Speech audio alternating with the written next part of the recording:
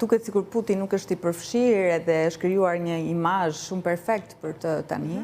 Dhe pikërisht sapo u shpall kjo dosje, Putin hoqi ose vendosi ligje për të ndaluar satanizmin, okultin ose shumë shërbime të tjera të cilat ai vetë i ka marrë në fakt.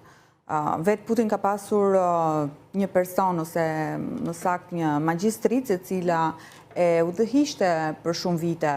Edhe më pas, s'ka pak kohë, besoj 2 muaj që ajo u arrestua, dhe pastaj Putin shpalli që i shpalli luftë satanizmit apo okultit. Dhe nuk e di pse nuk e bëri këtë më parë, kur pas ka qenë kaq i mirë, domethënë, sepse duket që imazhi i tij nuk do të përlyhet në këto gjëra, por duhet të theksojmë se Rusia, Korea dhe përgjithsisht vendet e lindjes, edhe Kina po ashtu, kanë qenë furnizuese kryesore të fëmijëve. Pra, fëmijët korean merren sepse Korea ka ca ligje që i donon